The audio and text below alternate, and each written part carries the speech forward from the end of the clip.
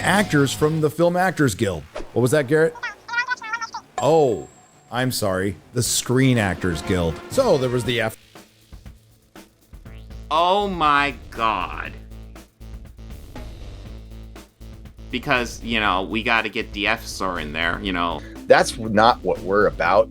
We're about inclusiveness.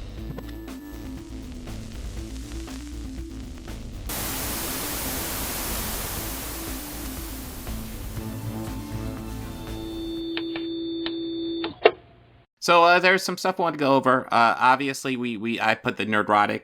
Apparently, he did a video on the actor strike a little while ago. I'm busy with my kids, so I haven't noticed. But I should probably cover that today. But I thought it would be good to actually go over some updates with the strike. I guess this isn't with the strike, but it was this kind of news that came out that Seth Rogen did not want the Teenage Mutant Ninja Turtles animators overworked and suffering. Told director that work should not become their entire lives. So, I mean, we've been hearing this story a lot about how computer animators have been overworked a lot recently. Just absolute lot. Part of the issue is that they're not unionized. So for the new Turtles movie, they tried to minimize that. Yeah, the Vulture reported in June that the animators for Across the Spider-Verse were saying that they were extremely overworked, which, I mean, I'll be blunt. I thought Across the Spider-Verse was a better movie than Mutant Mayhem. Not to play any side on Mutant Mayhem, because I thought that was actually really good as well. But it's disappointing to hear that they were overworked. But it's good to hear that they're not overworked. But also to look at the other side, we have this tweet. VFX coordinator Mark Patch says when working on WandaVision, he was told, "You're not going to have any more days off for the next 3 months until we deliver 10 episodes." They're already working 18-hour days. So, yeah, that's not a good example. Which also kind of leads to this news story from the Vulture. Overworked and underpaid. VFX workers vote to unionize at Marvel. So it looks like Marvel will finally getting VFX unionized, which it needs to be. But yeah, hopefully that goes through. Hopefully that happens, and hopefully it's not just at Marvel. Although Marvel probably needs it the most because they are the most, probably the most overworked of the. I'm certain most of the overworked because I mean they do a couple movies a year. They require heavy VFX, and they're definitely the most prominent movie name in movies right now. I mean they are. So yeah, I mean that's a good news. Hopefully that goes through. Now, as I said before, Nerdrotic did a video talking about the actors strike. So let's not hold back. Let's dive right into it. Because I'm Gary here. He's gonna have some cringe takes. How could he not? Oops, didn't mean to hit that. Dude, like when you have a channel and when you have thumbnails like this, you can only have base takes. So let's see what fantastic pearls of wisdom he has to offer us. Nerdrotic.com. Greetings, you over 808,000 practitioners of common sense in the Oh yeah, I know I did it in the pre-recording. Make sure to like, subscribe, all the good stuff. I guess he does it before all his videos. But yeah, do it over here too. 40% who haven't subscribed yet. It looks like those Hollywood culture winds of change are a-blowing. Can you feel it? I can feel it. And this time, I don't think it's broken wind. Well, it's hard not to notice considering that Hollywood just completely shut down. Now, you might have forgotten that the writers have been on strike for almost 3 months, but not to be upstaged, the Film Actors Guild has decided to stop pretending professionally. No contract, no fee! And the poor writers can't catch a break because apparently the actors need more attention. We are... What? No, it's a dual strike. It's not about getting more attention. It's possible for both the writers and the actors to not get a good deal. I'm sure he's going to try to pitch it as if, like, it's the rich actors who are asking for more money. But here, I'll go ahead and put this Matt Damon clip in there. Matt Damon goes over exactly why this strike's important. Let me dig up that clip. What we would be striking for if we strike is unbelievably important. We got to protect the people who are kind of on the margins, and $26,000 a year is what you have to make to get your health insurance. And I cannot stress this enough. Can you imagine what it would be like to be making $26,000 a year and live in California? That would be insane. And there are a lot of people who residual payments are what carry them across that threshold. And if those residual payments dry up, so does their health care. And that's absolutely unacceptable. We can't have that, so we got to figure out something that is fair. Anyway, we'll see where it goes. Everyone hopes that it won't happen. Nobody wants a work stoppage. It's painful for every other guild. Really painful for IATSE and all of our brothers and sisters there. Nobody wants that, but we gotta be working under contracts that are fair. So yeah, I mean they're not going to strike over. It's not people like Matt Damon. They don't need to strike. They're fine. It's the people who are down below, who are barely breaking even. The people who let me dig up another thing, because there was somebody they interviewed who was an actress on Rick and Morty who actually was not making those. She was not making the cutoff. Let me dig that up. Rick and Morty voice actor Spencer Grammer says she didn't make enough to qualify for SAG-AFTRA health insurance the first year of her child's life, even though she was on a popular TV show at the time. Hashtag Greek actors open up about actors strike. Let's see what she has to say. And when I first had my son, I had been on a TV show that was popular, but because I didn't make enough earning wages that year, which is, I believe, $26,000, I didn't qualify for health insurance, so I had to find outside health insurance the first year of my child's life, even though I had been on a popular TV show and was also on Rick and Morty at the time as well. I think that there is a lot of issues that we have to confront, and I think this is not just about actors. I think this is about all unions and or corporations that are trying to exploit people's work. I mean, people in general. Well, they cut her off a bit in YouTube video player. Oh, I'm sorry, not even YouTube. YouTube video player. Twitter, but not even Twitter. X video player kind of sucks. So just card recycling. But yeah, this is all about the actors on the edges. But let's see. Listen, I'm sure Gary after this is gonna be like, hey, listen, this strike's important because there's lots of poor actors out there. Are the victims here? We are being victimized. Hollywood is closed for business. What will we do? It's been 3 months without late night television, no Jimmys, no Stephen Colbert, with bangers like this. There was Alpha, then Delta, then Omicron next, but this latest variant might be the best.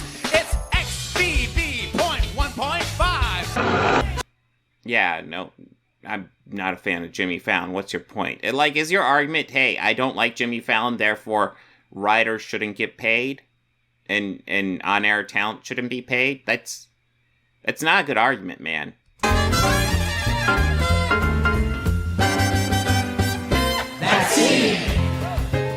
I would like to remind you, dear viewer, that... I mean, do you think if they get paid less that the quality will go up?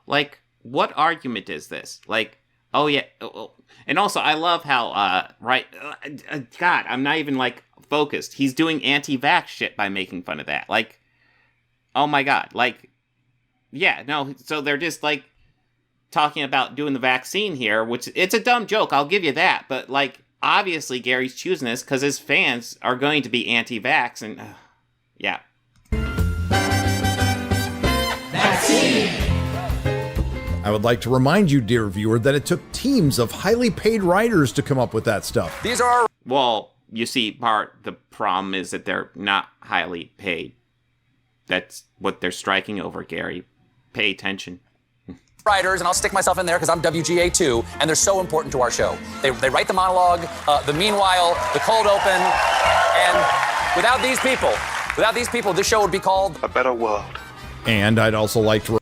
Oh, nice Rippaverse Comics. Eric July, famous for his great quality control, his brilliant writing. All right, this is something Vito pointed out. Apparently a name was spelled wrong on item number 2 cover, which is pretty awesome. Why did Isom quit? Where is it? Featuring appearance by Sydney Bloodruth and Goodying Codrath, and then Goodying Services. So it's either spelled wrong on the cover or spelled wrong inside. Something's wrong. So quality control from Eric is brilliant. It's brilliant. So yeah. Why have movies when we have high quality stuff like that? Remind you that over the past 3 months, we will have been robbed of what I'm sure will be Shakespearean dialogue like this. Stop! I'm trying to be whatever this is. I don't know what to be. Tell me what to be. I don't know, just don't be a dick. It's too late. Look at me. I'm such a dick. It's never too late to stop being a dick. Okay, so I am not a huge fan of Ant-Man and the Wasp 3. Ant-Man 3, whatever. I thought it was entertaining enough. It didn't blow my mind, but I thought it was fine. That is obviously just kind of a dopey little comedy scene. It's not meant to be Shakespearean. It's meant to be dopey. Give me something for the pain and let me die. That's right, the pencils are... Yes, because Marvel, the MCU, throughout its entire existence since Iron Man 2008 has been this Shakespearean quality writing. The scripts have been pristine and joke-free, and until Ant-Man 3, until that moment, there was never ever a joke. Gary, have you been watching Marvel? Are you new?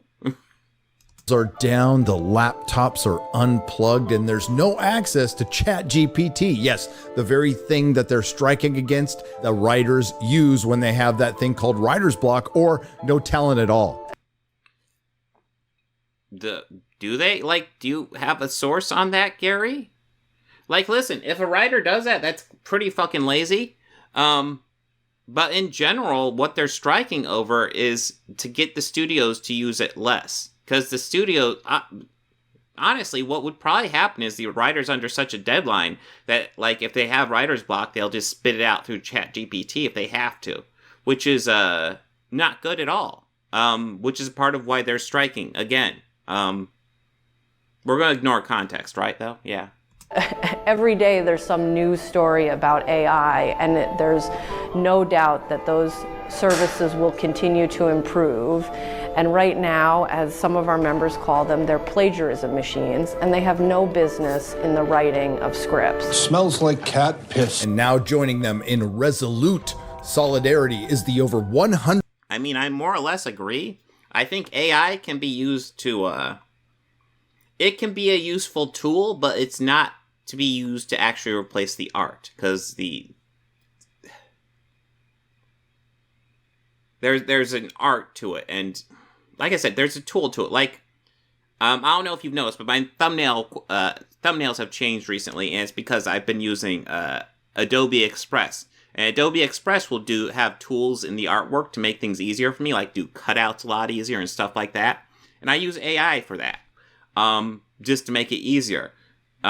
It's a tool, but it's not replacing. It's essentially me saying, hey, I want you to do this, and the AI in the computer being smart enough to understand that. I'm not saying, hey, do the whole fucking thumbnail for me, because that would be lame and it would probably fuck it up. But it's a tool. It's not meant to replace actual art, and when people are trying to use it and force it to replace art, that's when I have an issue. 160,000 members of the Film Actors Guild. And now we live in a world with no professional pretending. That's right, no pretending on television, no pretending in film, no... I like how, essentially, he just calls all actors pretenders. What's his goal with that exactly? I assume it's to dismiss the profession, but it's weird, because, he just did I didn't watch it, but I did see he did a positive review for Mission Impossible 7. Do you have the issue with the pretending in that movie? Because it's acting. It's just weird. No pretending to be interested in a cause to help promote their film or TV show. No, this is called striking. It's different, but okay. No pretending at award shows. No pretending to be interested in one of the 50 interviewers they have to talk to on a press junket. And okay, yeah, I'm sure they don't enjoy that. And kind of Harrison Ford's kind of based the way he's been recently. Just kind of like, fuck it, I don't care. And no pretending on red carpets. And the last two are going to have the unintended consequences of probably helping their film, while simultaneously being bad news for content creators. Well, listen, I do not care about red carpet interviews. Gary, you seem to watch them a fucking lot, but I do not care about that shit. If I'm interested in seeing behind-the-scenes footage on movies, I watch behind-the-scenes footage on movies. I don't watch red carpet interviews or press junkets or any of that stuff like you seem to, Gary. Because we're going to be deprived of wisdom like this. I remember when I was doing Hunger Games, nobody had ever put a woman in the lead of an action movie. Girls and boys can both identify with a male lead, but boys cannot identify with a female lead. Oh, absolutely. You bitch! Labor strife is nothing. Wait, did he cut out the things hold on. Let's go back to this. Because, there's a thing she says that's technically wrong and not particularly good. But, overall, her point was clear. Content creators, because we're going to be deprived of wisdom like this. I remember when I was doing Hunger Games, nobody had ever put a woman in the lead of an action movie. Okay, yeah, no, that's the thing she said where it's kind of no. She follows it up, and she's actually kind of clear, and I believe that she was honestly told this. Now, that being said, nobody put a woman in the lead of an action movie. That's obviously wrong. It's obviously, not well thought out for her at that moment. But the rest of this, when I hit and play the rest of this, she's going to be based. Girls and boys can both identify with a male lead, but boys cannot identify with a female lead. Oh, absolutely. You bitch! Yeah, I'm certain she was told that because I was thinking of the studios at the time. Absolutely.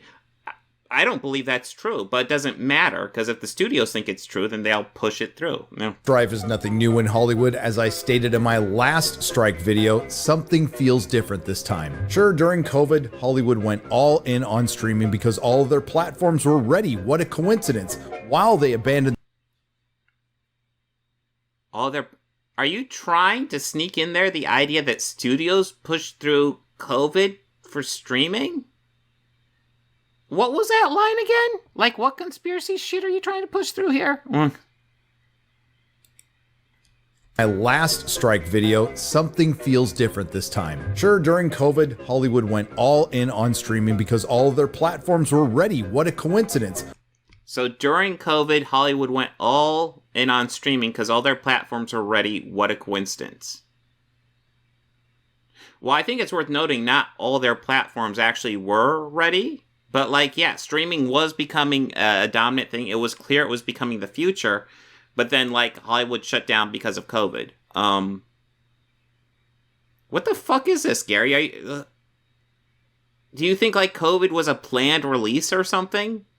If so, that's fucking weird. And what was the end goal? What was the possible end goal? What, get us all fucking vaccinated? Is this some weird, complex way to do an anti-vax video in 2023, Gary? What are we doing? While they abandoned the movie theaters, not to worry though, because the taxpayer was there to bail the movie theaters out. Also, Hollywood could abandon them again. We'll get to that. Then the streaming bubble blew up in their face, leading to a financial collapse. Now, I'm not sure how you have a financial collapse? Do you have a source for that? What financial collapse are you talking about? Okay, so streaming bubble breaking. Is that going to happen? I don't know. Probably. I think there's too many streaming services. I think the fact that, a long time ago, they decided that movie distributors couldn't own movie theaters because that's all they were doing. You have a Disney movie theater and it's just playing Disney shit. They decided a long time ago, the government decided that that's illegal and that shouldn't be allowed to happen. But now that's happening in streaming, in the streaming services. And it's just being allowed. Now, hopefully that gets stopped. But that being said, yeah, there's probably going to be a streaming bubble that breaks, but I've seen no evidence that broke yet, Gary. But yeah, there's just lots of streaming services, and they're dumb, and they're getting rid of stuff for no... Well, they are getting rid of stuff for a reason. It's for residuals. It's part of why there's a strike going on. But they're being super secretive with their numbers. And yeah, that just kind of needs revealed. Essentially, what's going on is essentially these big corporations now have these streaming services, and they can keep everything under, like, concealed, so you don't actually know the real numbers. It's just, oh, it's a big success. How big? They won't say. Financial collapse when you're not making any money, but that's what happened. Maybe it's just a giant shell game. Now, we have heard that Disney and Warner Brothers may have been fudging their numbers, and I guarantee you the rest do it too. Then there's the problem of the actual content. Well, yeah, Gary. So, like, I would hope that you and I can both agree that there needs to be transparency in the streaming numbers. Right? That they put on these platforms, including but not limited to Santa Inc., Velma, Willow, The Wheel of Time, Peter Pan, Cuties, anything from the MCU and anything from Lucasfilm. Then there's all the flops. This is from The Guardian, not exactly the citadel of journalism, but I like this headline. Some are flopbusters. Why were Indiana Jones and The Flash box office bombs? Well, probably because they sucked. Why did they suck? Probably because they sucked. I thought Indiana Jones was decent, but you know what? Whatever. If you don't like it, fine. Although I don't typically... I'm sure your reasons for not liking it is because Phoebe Waller-Bridge, etc., etc. Whatever. Flash had really bad CGI. It didn't thrill me. But okay, so... Where are we even at? So... one thing I like is that it just reads the whole the headline here. I'm sure there's more context to this article. I'm already taking too long on this one. We're only 4 minutes in, so we'll skip it. But I just think that's an interesting strategy. Yeah, we're just going to read a headline, but we're not going to actually like dive into that because that'd be work. Well, probably because they sucked. Why did they suck? Simply put, overproduced. Well, I do think it's interesting too that Indiana Jones actually. If you want to call it a bomb, it's fine. But like I've said before, it will make its money back. It's a fucking Indiana Jones movie. And The Flash, yeah, it was kind of a bomb. I think it's interesting you don't talk about something like Shazam 2, which was a massive bomb. Like, that was way bigger bomb than even Flash. Produced by producers from Hollywood and poorly written by members of the Writers Guild of America. Yeah, if the writers... Again, that's a judgment call. I thought Indiana Jones 5 was pretty good. Guild wasn't such an obnoxious organization. It's the Whiners Guild, I call it. And again, do you think it's going to be made better if they don't strike? You think just let things keep on going as they've been going, except they make less money? You think that will make quality better? Like, what strategy is that, Gary? I'm very anti-Writers Guild, but yeah, very. And specifically in the Flash and Indiana Jones case, featuring 2 annoying actors from the Film Actors Guild. What was that, Garrett? Oh, I'm sorry. Featuring 2... Who's he talking about? 2 annoying actors from the Film Actors Guild. And specifically in the Flash and Indiana Jones case. So Phoebe Waller-Bridge, of course. Case featuring 2 annoying... Oh, and Ezra Miller. Okay. Listen, I've heard tons of stories about Ezra Miller. I don't know what exactly happened with them. Phoebe Waller-Bridge, as far as I can tell, is getting shit on for no goddamn reason whatsoever. Actors from the Film Actors Guild. What was that, Garrett? Oh, I'm sorry. The Screen Actors Guild. So there was the F. Oh my god. Because, we got to get the F star in there. It's SAG, not FAG. Jesus, Gary, fuck. Aforementioned flops on streaming, and now we have a lot of them in the theaters, including, but not limited to, Ant-Man, Dungeons & Dragons, Shazam, Fury of the Gods, The Little Mermaid, Elemental. Are these supposed to be flops? Because a lot of these aren't flops. Streaming, and now we have a lot of them in the theaters, including, but... So wait. A lot of what in the theaters? Flops? What? Yes, we have movies in the theaters. Actors Gary. Guild. So there was the aforementioned flops on streaming, and now we have a lot of them in the theaters, including, but not limited to, Ant-Man, Dungeons & Dragons. Okay, Ant-Man and the Wasp, what? did like 500 million. It did like $500 million. I don't think that's a bomb. Let's go ahead and dig up numbers on these. He's about ready to throw a whole bunch of misinformation our way. Let's make sure to cover it. We got annual box office chart. Let's see. Ant-Man and the Wasp is number 8. So Ant-Man and the Wasp is number 8 of the year. It's made $463. I'm sure they wanted more, but it sounds like it did. It made its money back plus some, so that should be fine. Okay, Dungeons & Dragons, Honor Among Thieves. I'll go ahead and say this right now about that movie. That movie was fucking awesome, and I don't know what numbers you expected from it. Like, did you expect it to be a huge box office success? Because, yeah, I mean, there was always a question of whether or not that one would just flat out fail. And it didn't, but it didn't do great. So it did 207.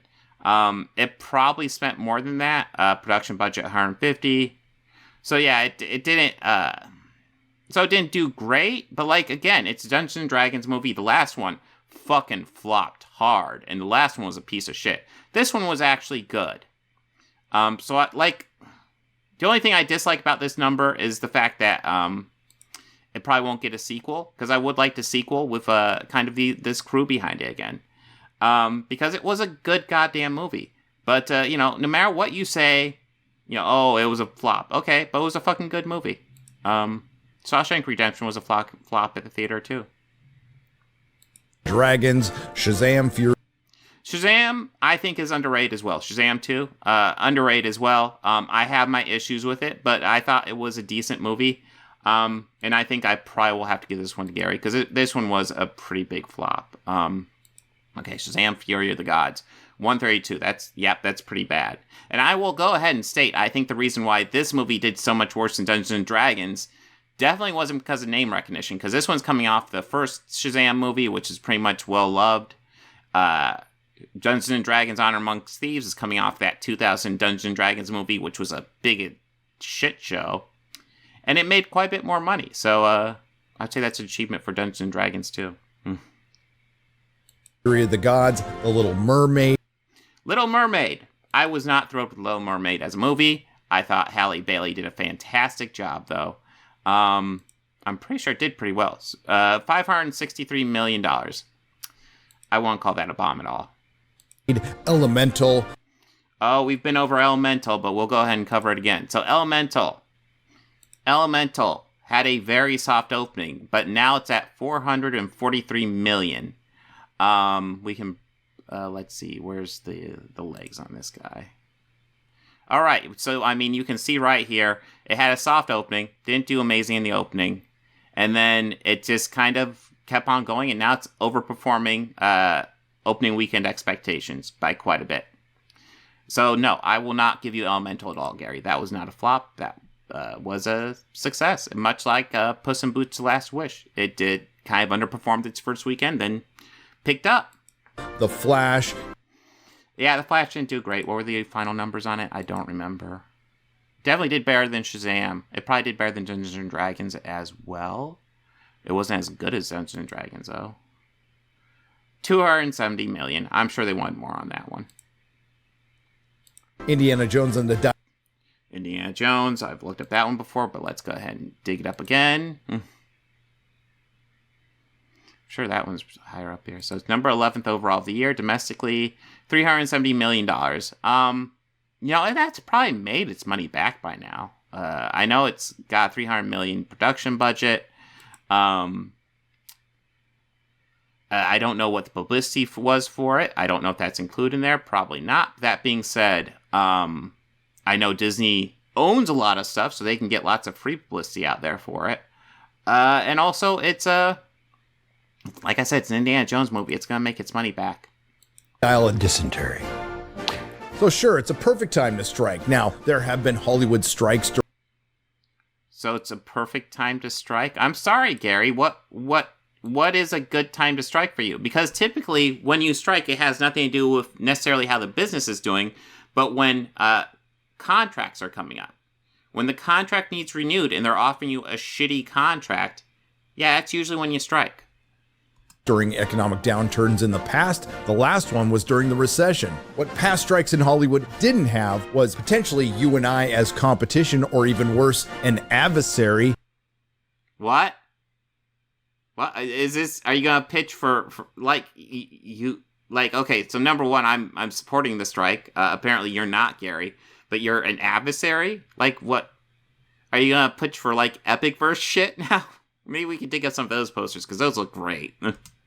And a culture war. A culture war Disney CEO Bobby Iger said he didn't want any part of, and then he follows that up by trying to put out fire with gasoline. What about DeSantis, who's going to be on the hustings, so to speak, for the next year? And he's made this a part of his campaign, attacking Disney, saying it's a woke corporation.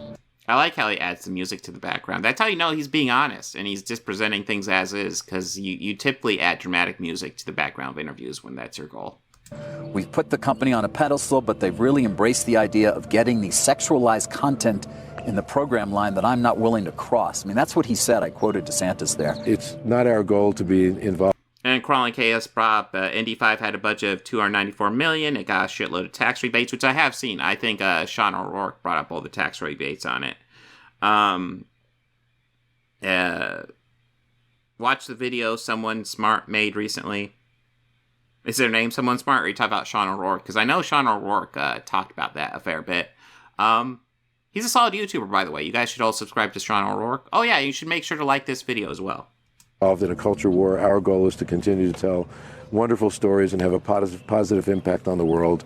The notion that Disney is in any way sexualizing children, quite frankly, is preposterous and inaccurate. Welcome to the Disney Plus This Is Me Pride Celebration Spectacular. Are we serious right now? Gary. So this looks like a drag queen. How is that sexualizing children? The fuck is wrong with you, bro? Texted me this morning, Gen Z is 30 to 40% queer than the other generation's moms, so Disney better get with it. Our leadership over there has been so welcoming to my not at all secret gay agenda. How is being gay? Oh my god, Gary. Fuck you. This argument is so overdone. Like somehow they're going after the children, and I don't have that drop. Maybe I should get that Simpsons drop ready to go, but it would be so overused at this point, because you guys are just like, oh, the children, over just gay and trans people fucking existing and acknowledging it in media. That's it. We're not talking about, like, sex scenes or anything like that. We're talking about just gay and trans people existing in media. That's it. And you're so goddamn triggered. Just grow the fuck up. Man up, buddy. Been really open to exploring queer stories. I'm on the production side, and so kind of the only way to have these canonical trans characters, canonical asexual characters, canonical bisexual characters is to give them stories where they can be their whole selves.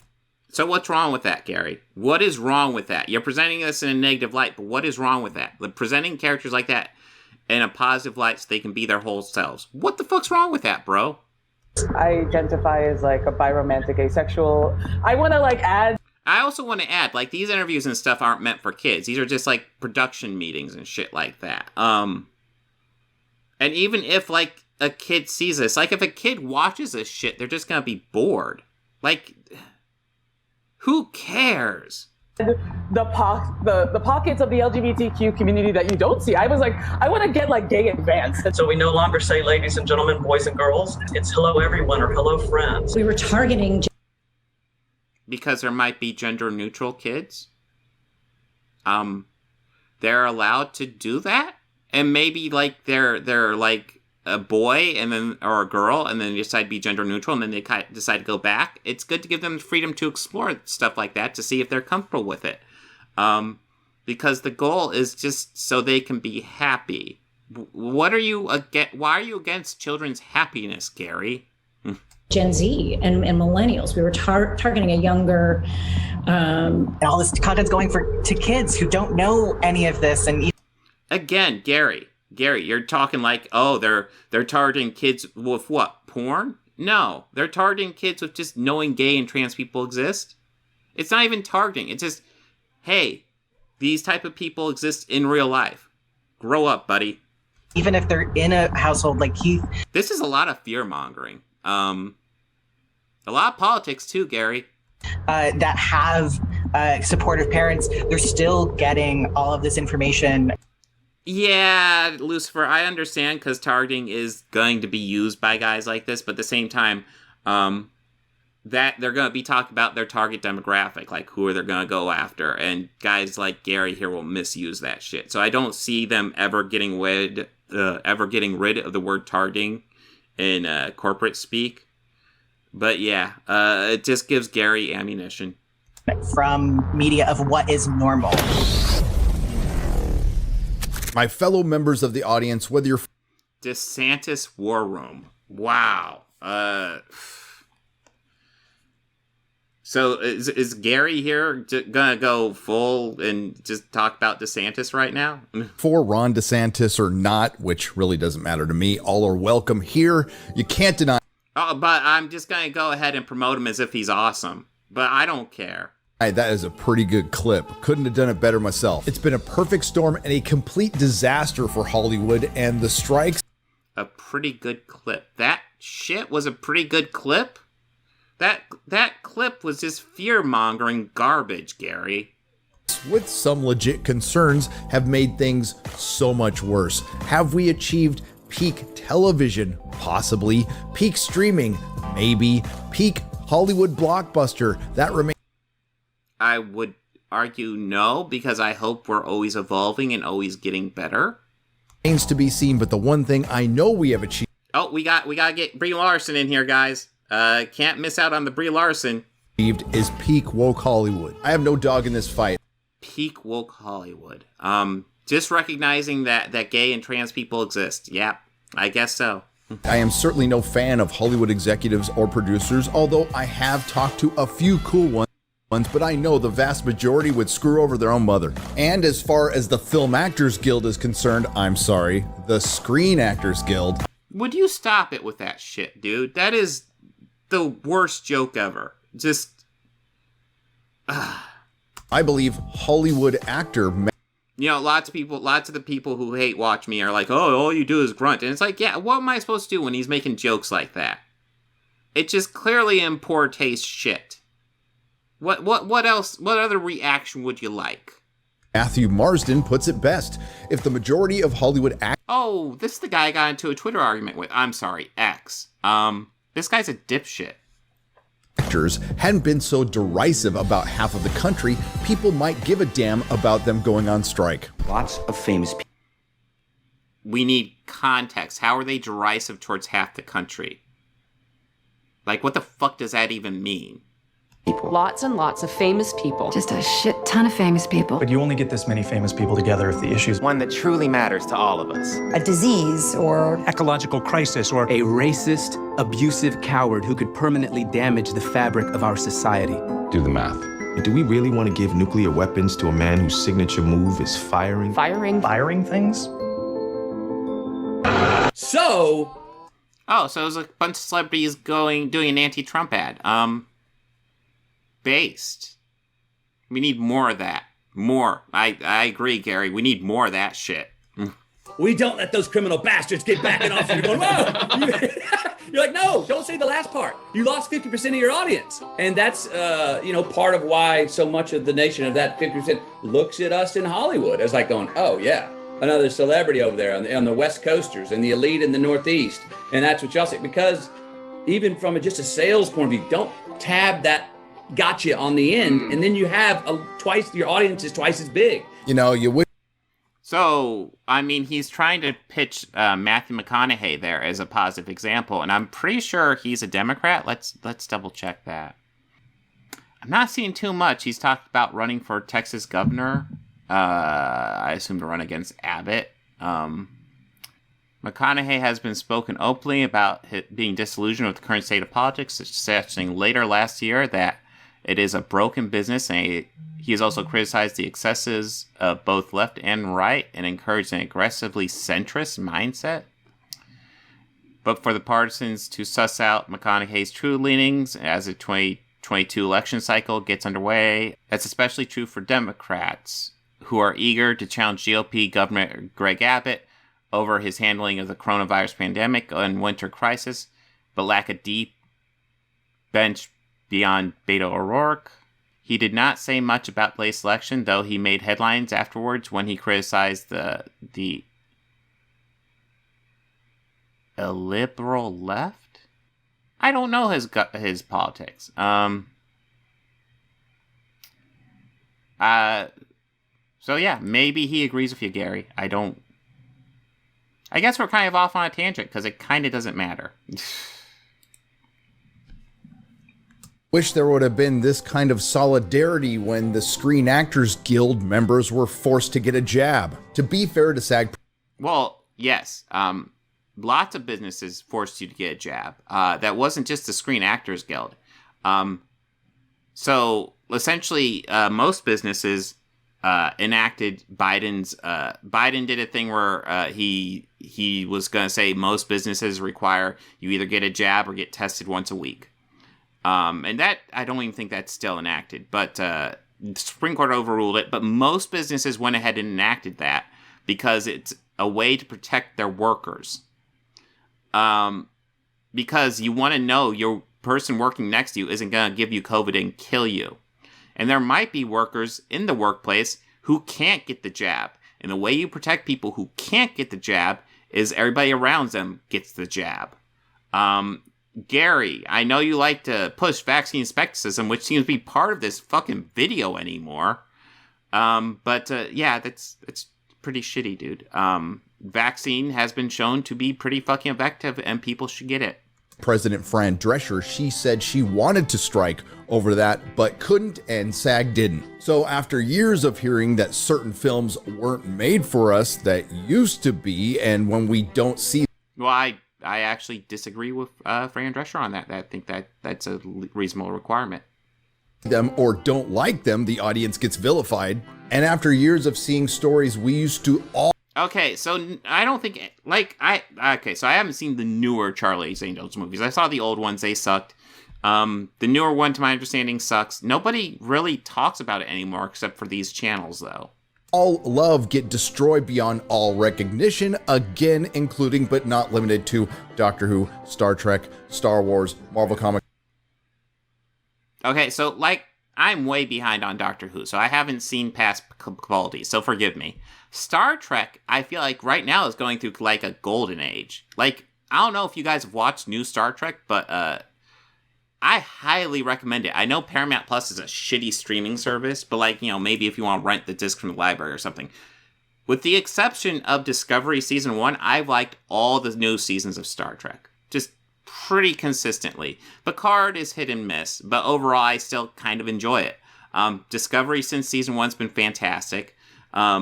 Strange New Worlds is fantastic. I just finished Season 2. We're going to talk about that on the podcast tomorrow.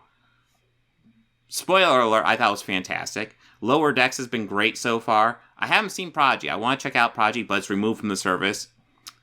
Star Wars. So, I don't know if there's anything recent from Star Wars I've truly hated, but it's been kind of hit and miss. Andor was phenomenal, though. And then Marvel's kind of just where it's been at.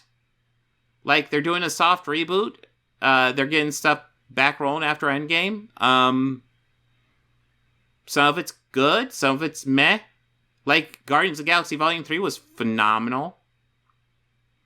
So, what's your point, Gary? DC Comics, I could go on. And expressing... DC Comics, okay, whatever. We really didn't like what you did to Luke Skywalker. To speak for yourself, Gary, I thought they gave him a great arc, and they gave him the most badass scene in all of Star Wars history in that movie. So, yeah. Walker, or Spock, or Galadriel... Spock? What they do that was wrong with Spock? Spock's been awesome. Ethan Peck's doing a fantastic job. And Galadriel was a badass. Move on, bro. We were called racist, sexist, and any other pejorative you could... No, not exclusively for those things. You're called those things because you're always freaking out over women and minorities in starring roles, pretty much. That's why you get called those things, Gary. If you just had, reasonable criticisms over this stuff, that'd be one thing, but you don't. You just get triggered anytime a woman or a minority gets a starring role. And yeah, that's pretty bigoted. think of. Oh, I am not done. And after years of being told classic stories like The Lord of the Rings weren't accessible, despite being one of the best-selling books of all time. Gary, number 1, Rings of Power. Not based on Lord of the Rings. It's a prequel story set in the same universe that was never fucking written. It's all fucking appendices and shit. So it's not the same thing. And number 2, because I assume you like the Lord of the Rings trilogy that Peter Jackson did back in the 2000s, because who doesn't? Do you think that wasn't a fucking adaptation? They changed a lot in those fucking movies, because they're always going to change it. Do you think a 1-to-1 adaptation of those books, number 1, 1-to-1 adaptation, I don't even know what that'd be, like screens on a page? Like, I guess maybe you try to film it as close as possible to the book, but then you're going to have pages of them, like, tumbling over hills and shit. Like, it wouldn't work. You do have to adapt it. I don't care what you say. Facts are against you on this one. You need to adapt it, period. Translated into multiple languages and adapted into the greatest trilogy of all time, earning billions at the box office worldwide, a classic that will never be equaled. And again, it was an adaptation. They changed it for the time. That movie is not exactly like the books. And if you're trying to pitch it like it's exactly like the books, you're lying to your audience, Gary. And it's not limited to Lord of the Rings. We have 2 recent examples, Little Mermaid and Snow White. Snow White is in fucking pre-production. They have leaked images from it. That's it. We don't know anything about that. Little Mermaid, like I said, I didn't enjoy it. My daughter did. She's more in the target demographic. And I thought Halle Bailey did a great job. Remember that little thing I said about timing being everything? Well, this news dropped 2 days after SAG decided to go on strike. Exclusive. Snow White and the 7 politically correct companions. First picture. Daily Mail, always your best source. Good work, Gary. Of new live-action remake of Disney classic shows stand-in princess walking with diverse band of merry men and women after a row over using dwarf actors. And yes, those pictures look awful, but that's not the worst. I don't know. Like, again, I don't really care. I guess we have to see how it's done. It doesn't look great, but I don't care. I just don't care. Listen, Gary. If you want a different iteration of Snow White live action, there's like 2 billion movies that have been Snow White live action. I kind of just don't care at this point. I don't. If you want this movie to fail so they won't do any more live action remakes, I don't know, maybe stop talking about it every 5 fucking seconds. Maybe only talk about when there's actually news instead of fucking leaked images. Thing. Yes, they are stand-ins, but that is an accurate representation of what this film is going to be, and they're going to release it in theaters. And I see this picture, and for one, I can smell it from here, and it's precisely the reason I don't go to Burning Man. At first, Disney denied these were real, and then they had to come out and admit that they were. But that's not the worst part. In response to So, thank you for admitting that your source is Breitbart. Are you going to complain because she's not wide enough now? Yeah, no, she definitely isn't wide enough, Gary. This Snow White actress, Renee Zegler, then unintentionally destroys the entire representation argument. Extremely appreciative of the love I feel from those defending me online, but please don't tag me in the nonsensical discourse about my casting. I really, truly do not want to see it. Okay, so I actually 100% understand that, because she's going to get there's going to be some awful stuff in that discourse, and she just doesn't want to see it. Honestly, probably the best move is to get away from X now. So I leave you with these photos. I hope every child knows that they can be a princess no matter what. I hope you meant Well, that's a nice sentiment there. girl, and if you did, then I absolutely agree with you. Gary? Really? What? Why does it have to become a trans argument? Like, she's literally just saying every child can be a princess. And you can't let that go. All of a sudden, that's a fucking political statement? Grow the fuck up. Hollywood, you're going to have to understand why the audience is feeling a bit apathetic. And you're going to have to accept that we're in the decline of the movie star. And that started, coincidentally, with the advent of social media. I take responsibility. I take responsibility. Oh, dude. Movie stars have been doing cringe shit for years. And I will argue, at least this is well-intended cringe shit, unlike your entire YouTube career since 2020, which is just malicious cringe shit. I take responsibility. You know what I was saying to my friend? I go, you know what that is? These motherfuckers haven't gotten any attention for months because they haven't been filmed. And this has all led to a giant cluster of the likes. Hollywood. Yes, because Joe Rogan, always the best to look for your resource. Good on you, Gary. Wood has never seen. What are we doing? Moving around furniture on the Titanic? What the fuck was the point of that edit? It was like, oh yeah, here's her arm. Like, I kind of want to go back and look at that edit, because what the fuck was the point of that shit? They haven't been filmed. And this has all led to a giant cluster of the likes Hollywood has never seen. What are we doing? Moving So it's just her arm moving around? Like we're zooming in on her arm? around furniture on the Titanic? Well, what was the point of that fucking edit, Gary?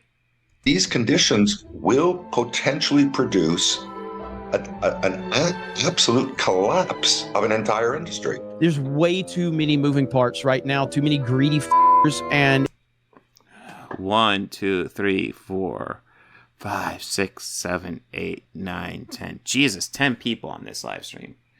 Talk about clusterfuck. it's collapsing the entire industry. What the hell was that? That was my shelf. Oh, his bookshelf fell. Therefore, it's collapsing. Hollywood's gonna fail because his bookshelf fell. Proven. Good work. Holy! Oh my God! It's collapsing the entire industry. Oh no! This is Hollywood, everybody. The higher power works in mysterious ways and has perfect comedic timing. Now, I'm not saying that the writers and actors, the good ones anyway, don't have some very legitimate concerns, including AI. Obviously, AI, which I think is just overhyped to death in terms of the worries that actors and writers are going to be replaced rather than assisted, which is what I think will happen. And while AI right now is essentially a search algorithm and not a very accurate one, I think it's a good. It's a search that's a very weird way to phrase AI. I don't know what your point is. Is your goal to have your fans not understand the tools that AI provides? Idea to get out ahead of it, although I think it's something a writer or an actor could deal with in an individual negotiation. Hey, I have an example of AI. I asked ChatGPT to write a Nerdrotic video about the Hollywood strike, and this is what they came up with. Cut to dramatic background music as images of picket signs and protesting Hollywood workers flash on the screen. Gary, voiceover. Now, you might be wondering, what exactly is this Hollywood strike all about? Well, my fellow geeks, it's a battle for the ages, the creative minds behind the camera, the unsung heroes who make our favorite shows and movies come to life, have risen up against the studio titans, demanding fair treatment and respect for their invaluable contributions. Cut to Gary back in his chair. Oh, do you see? ChatGPT fucked up because it looked at Gary's videos and saw how he's, he does his anti-corporate talking points, and it's pure bullshit, but it doesn't recognize it as bullshit, so it's going to assume, oh, he's going to be on the strikers' side.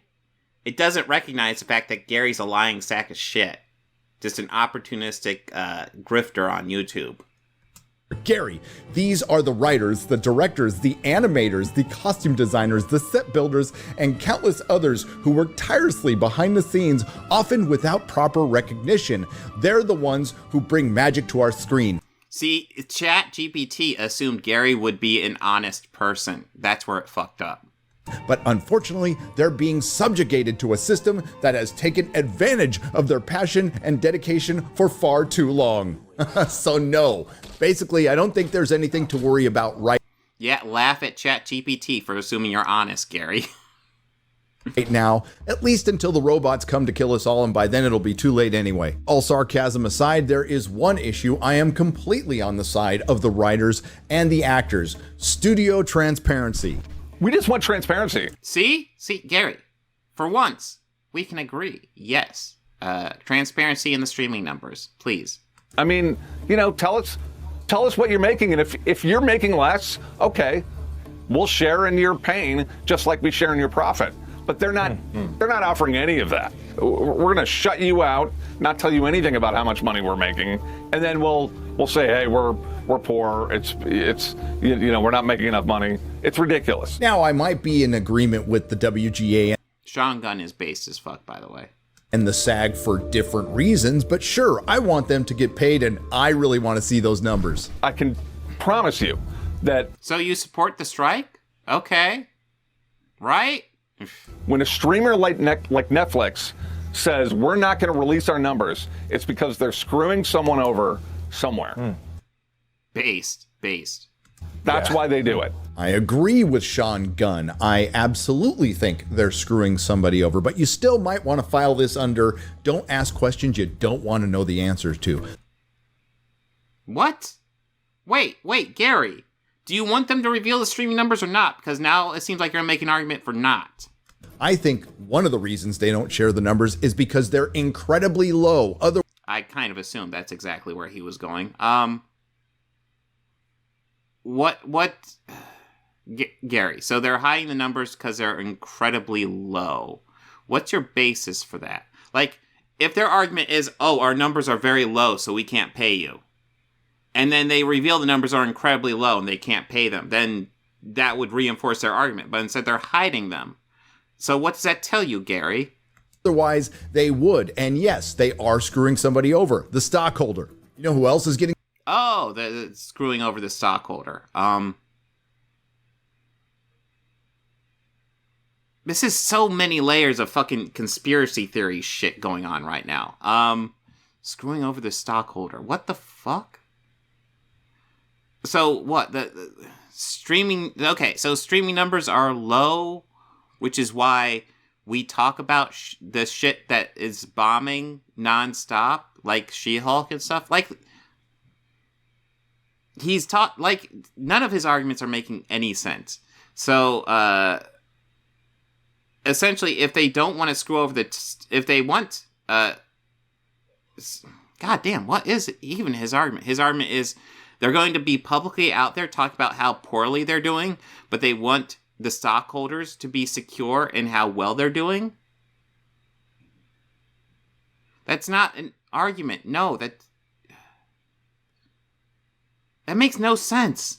Getting screwed over, all the non-union workers in Hollywood attached to that industry and the theaters. I'll give credit where credit is due. Tom Cruise, the last Hollywood movie. Oh, Tom Cruise. I wonder if you're going to bring up the fact that Mission Impossible 7 was clearly setting up Haley Atwell to be the successor if they decide to do Mission Impossible 9. Because, you know, that you could argue this movie's doing a bit of a bait and switch, clearly. Movie star who was in a pretty damn good movie, Mission Impossible 7, go see it. Tom did try to lobby the SAG to allow actors to still promote their films even during the strike. Yes, and they told him no, because they're striking. He reportedly spoke of the precarious state of movie theaters, which are struggling to rebound after COVID. Okay, so, while, yeah, I don't, like... Yeah, there's going to be lots of industries that will be struggling during this strike. The unions will be providing support where they can. But the blame doesn't go to the unions for those suffering. The blame goes to the studios, who are just like... So, here, let me dig up these numbers real fast. So, because it's... I mean, I think we have to note that these big studio ads have taken pay raises.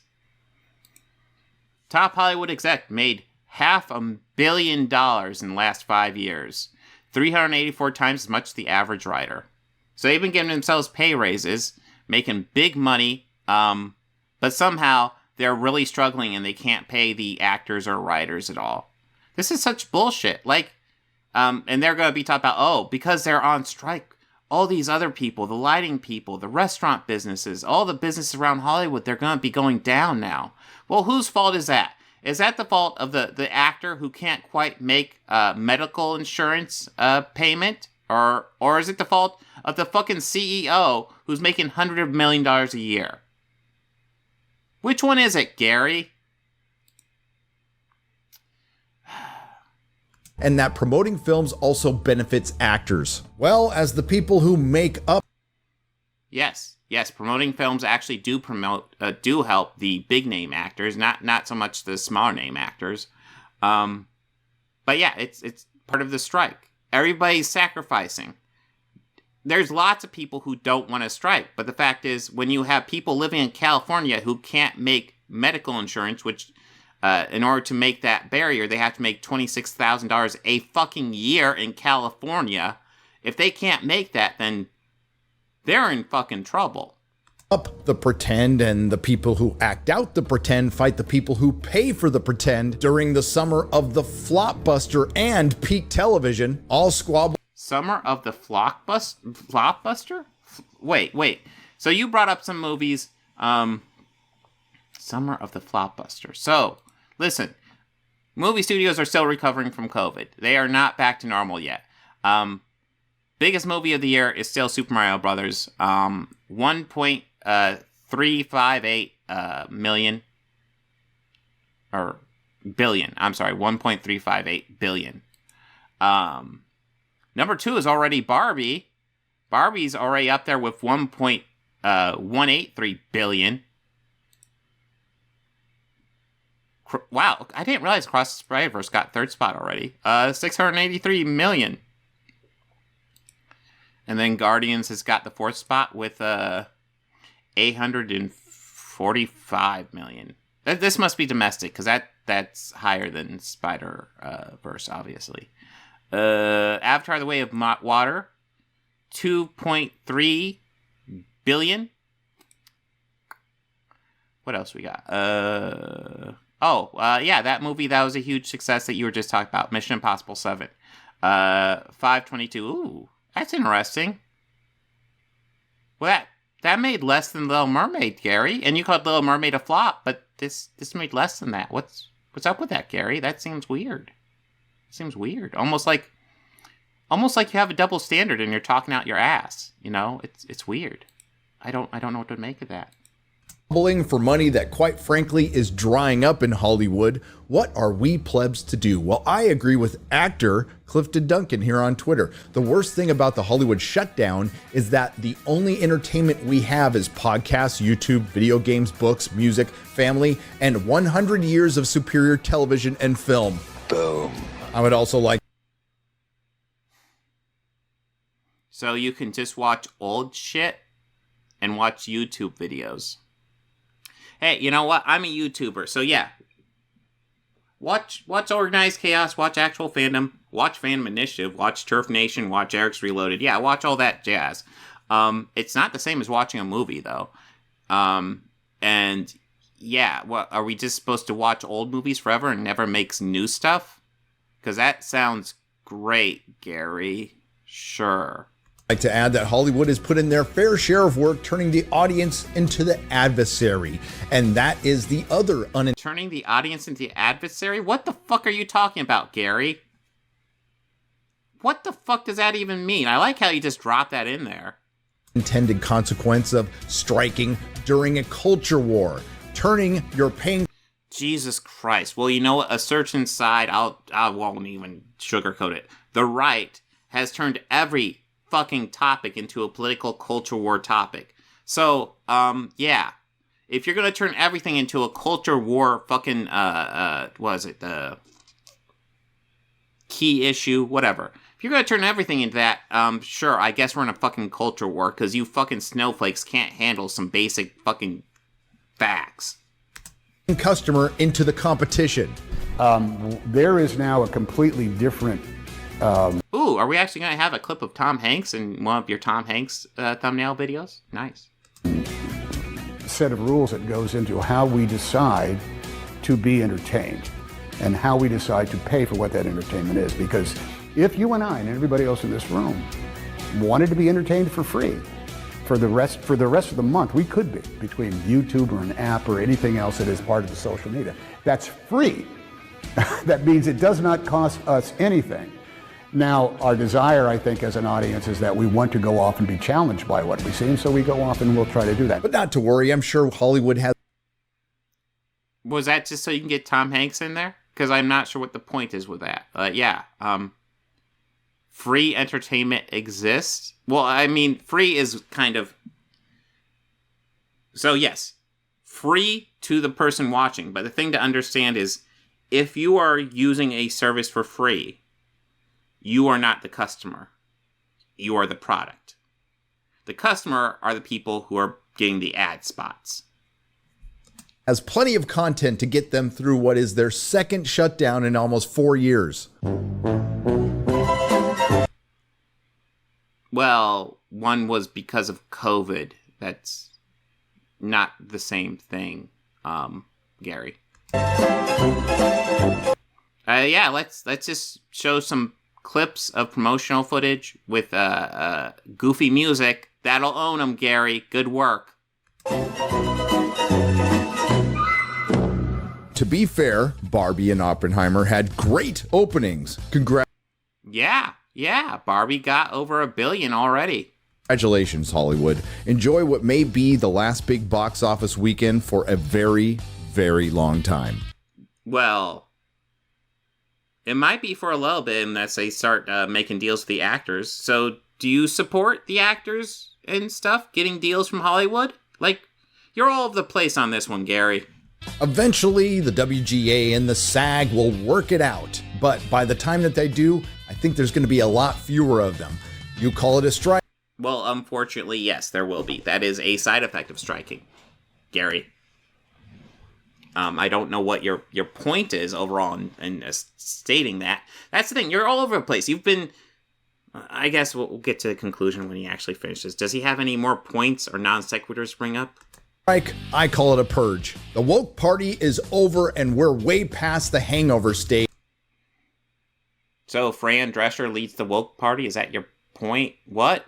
It's time for Hollywood to go to rehab. Entertainment as a whole is going through a paradigm shift, one that corporate Hollywood is too bloated to keep up with. Maybe Hollywood is just a tired 20th century old model that lingered through the 20th century, but then eventually couldn't adapt. They're already losing a generation. It's not like you see a ton of kids at movie theaters anymore. I leave you with the wise words.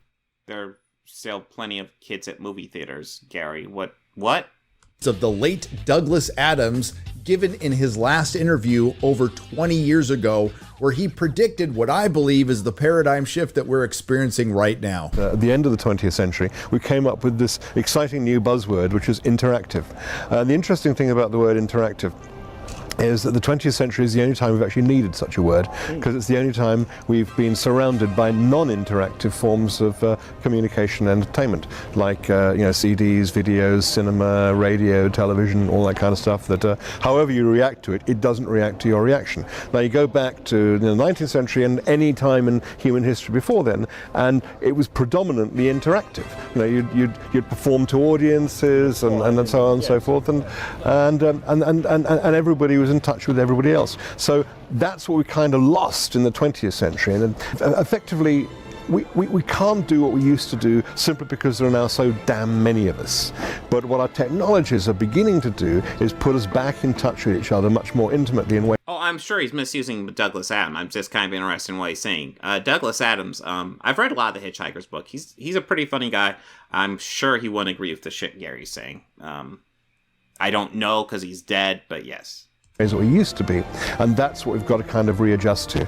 If you like what you heard, please like, share, and subscribe.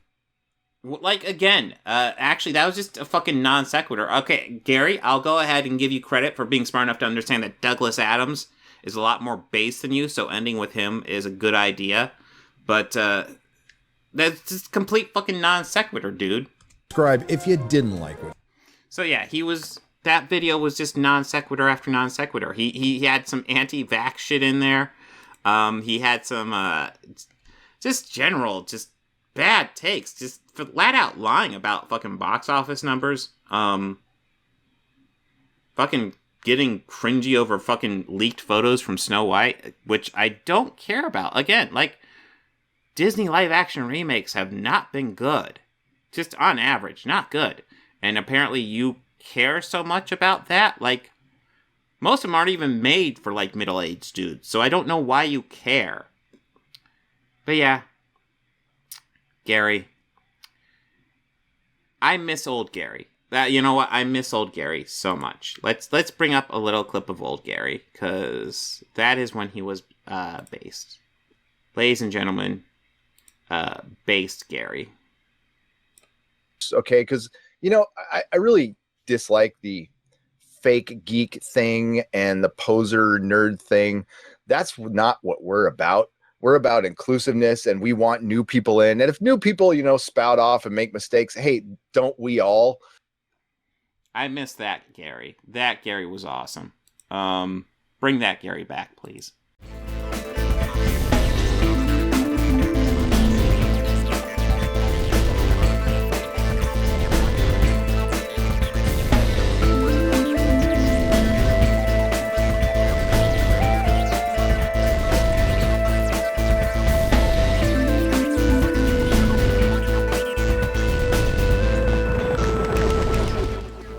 Books, records, films, these things matter.